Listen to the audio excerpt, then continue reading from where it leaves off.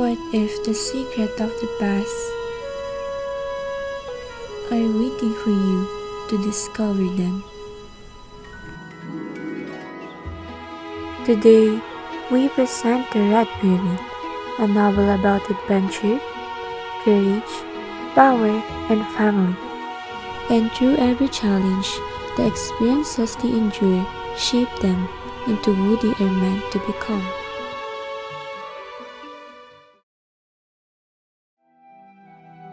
The story begins in Brooklyn, New York. Carter and Sadie Kane live ordinary lives, unaware of their magical heritage. Although life seems normal, a mysterious event is about to change everything. The setting then shifts to a museum and later to Cairo, Egypt.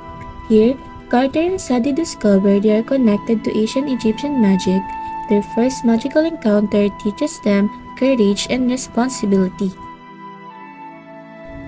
Most of the adventure happens in the Egyptian desert.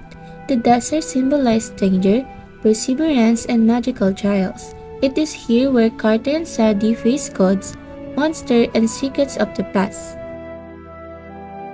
The journey leads to Red Pyramid and ancient temples, which represent Carter and Sadie's destiny, courage, and magical heritage.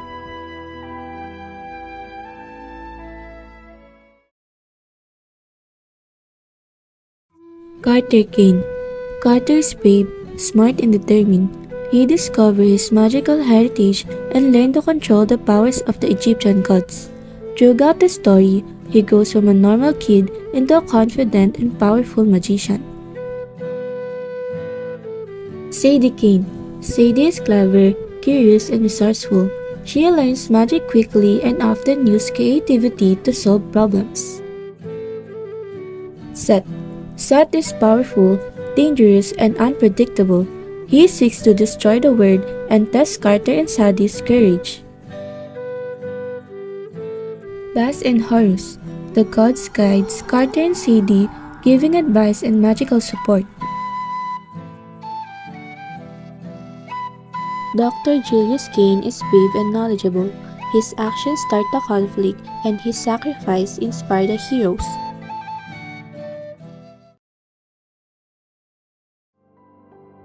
Carter and Sadie Kane are ordinary siblings living in Brooklyn.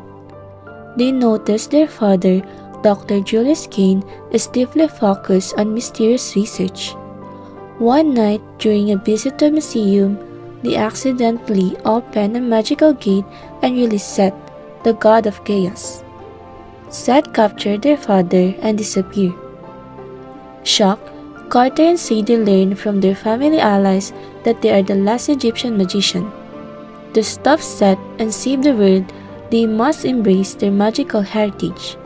Determined, they gather magical tools and begin training for the dangerous journey ahead.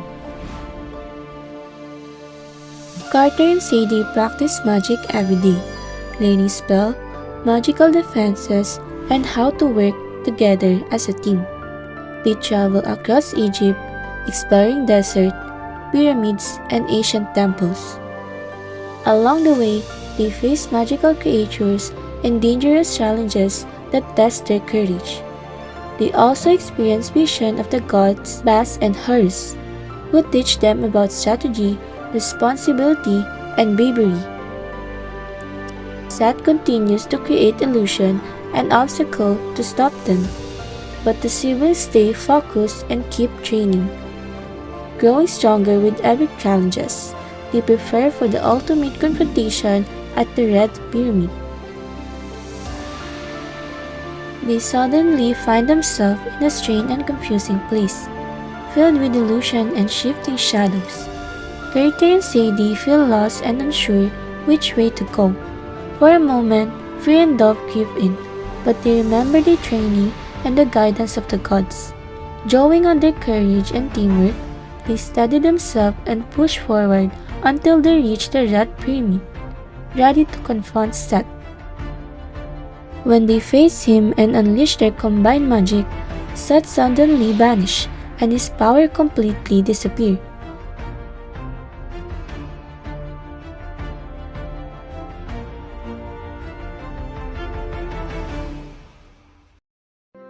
darkness fade, balance is restored, and they prove that unity and bravery can overcome even the greatest danger.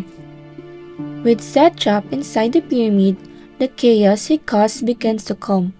Carter and Sadie reflect on the journey and the lesson they learn about courage, teamwork, responsibility, and the power of their magical heritage. They leave the Red Pyramid stronger, wiser, and ready to protect the magic they have inherited. Back home in Brooklyn, the siblings find that their ordinary world has changed forever. They remember the desert, pyramids, temples, and the gods who guided them. They realize the true treasure of their adventure was not just stopping Seth, but the courage, knowledge, and unity they gained along the way. Their journey of adventure and self-discovery may be over now, but they are ready for whatever challenges comes next.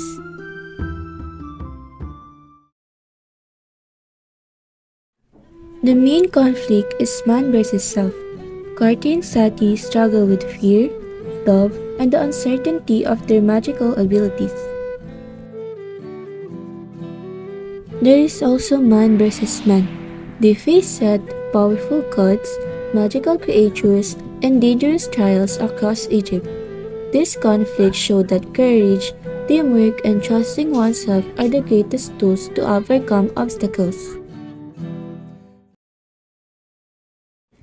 This story tells the tale of having the courage to embrace your destiny even when the path is dangerous and unknown. Carter and Sadie's journey showed that everyone has a role to play, but fulfilling it requires leaving comfort behind, facing fear, and trusting in one's abilities. The story reminds us that the real battle is not just against external forces, but within ourselves, because fear, love, and hesitation are often the biggest challenges. In the end, the novel teaches that the true treasure is not just defeating evil or gaining power, but growing stronger, wiser, and more self-aware through the journey, proving that when we bravely pursue our path, we discover not only our purpose, but also who we truly are.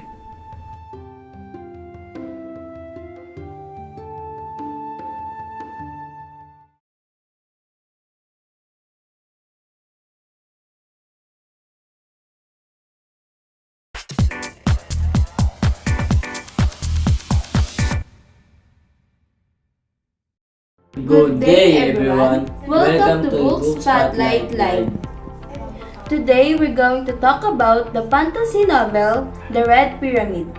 The story follows sibling Carter and Sadie Kane. Their life changes when they discover they are connected to ancient Egyptian magic. The story starts when their father accidentally releases Egyptian gods into the world. One of them, Seth, becomes the main villain, who wants to destroy the world and spread chaos. So the siblings must quickly learn how to use magic. They travel to different places, faces different enemies, and try to stop Seth before it's too late. Carter and Sadie are very different from each other. Carter is more serious while Sadie is confident and outspoken. At first, they don't understand each other well. But as they face problems together, they grow closer and learn to trust one another. One important theme is family. Even though they argue, they realize that family is their source of strength. Another theme is identity. They learn to accept who they are and the responsibilities to come with their power. The book is fun, exciting, and full of action. The mix of modern life, Egyptian, and mythology makes it interesting, and the fast pace adds more thrill.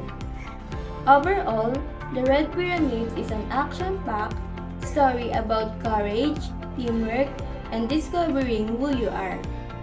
If you enjoy fantasy and mythology, this book is a great choice. For us, we rate this book 4.5 out of 5 stars. Thank you for watching Book Spotlight Live! Ulit! Totoo na yun ah. Wait lang, bago. Yun. Close your eyes. Kita yung Go!